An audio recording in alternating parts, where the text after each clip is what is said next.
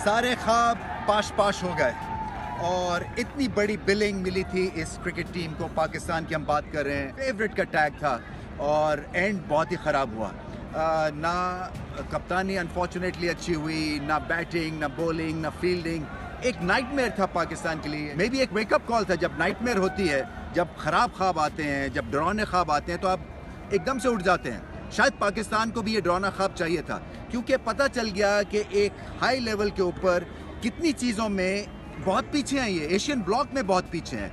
सो अगर एक world force बनना है लिमिटेड ओवर्स क्रिकेट में, तो बहुत हौसले की ज़रूरत है, बहुत सारी तब्दीलियों की ज़रूरत है। माइंडसेट बदलना है, क्वालिटी ऑफ क्रिकेट बदलनी है, अपने स्किल्स को बढ़ाना है। मुझे जो सबसे बड़ा एतराज़ है इस टीम के साथ, कि मैं 6 महीने के बाद भी इस टीम को देखता हूँ तो स्किल लेवल ऊपर नीचे हो रहा होता है। जैसे कि पहले अनप्रेडिक्टेबिलिटी का टैग लगता था इस टीम के साथ, इसी तरह स्किल लेवल के ऊपर अब टैग लग रहा है। सो आज के मैच में जहाँ स्लिप रखनी थी वहाँ स्लिप नहीं रखी गई।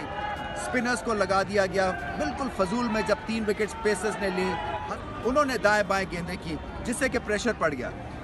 इसके बाद जो है, जब स्पिनर्स का गेंद नहीं ब्रेक हुआ, जब फास्ट बॉलर्स ने उस तरह की परफॉर्मेंस नहीं दिखाई, तो पाकिस्तान जो है उनका हौसला पस्त होता गया। हालांकि पाकिस्तान की बैटिंग में भी बहुत ज़्यादा इंप्रूवमेंट की ज़रूरत है। फ़खर जमान को फिर से अपना गार्ड लेना पड़ेगा और बहुत बेहतर तरीके से बैटिंग करनी पड़ेगी। ओवरऑल कंडीशंस इतनी ख़राब नहीं थी, होम कंडीशंस थी पाकिस्तान के लिए, मगर चकरा के लड़खड़ा के नीचे गिर गए और बहुत कुछ सीखना है और सीखेंगे। पाकिस्तान और न्यूजीलैंड के दरमियान 5वें और आखिरी T20 मैच में न्यूजीलैंड ने 8 विकेटों से पाकिस्तान को एक इबरतनाक शिकस्त दे दी है, जिसके बाद पाकिस्तान टीम में 1-2 नहीं बल्कि 4 बड़ी तब्दीलियों का भी ऐलान हो चुका है। उसके बाद कप्तान आगा सुलेमान इंटरव्यू देते हुए रो पड़े।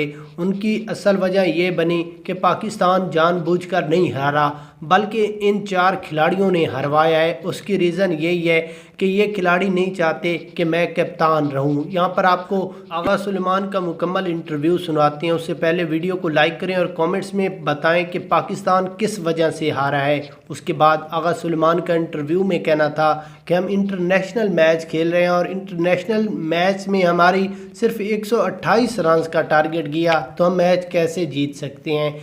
मैच हारने की जो असल रीज़न है वो हमारे 4 खिलाड़ी हैं। मैं उनका नाम तो नहीं शो करना चाहता, लेकिन पीसीबी को इतना बताता हूँ कि ये खिलाड़ी, आधी टीम यही चाहती है कि कप्तान बाबर आजम हो, उनकी जगह टीम में नहीं बनती और उनको क्यों नहीं खिलवाया गया और उनको खिलवाया जाए।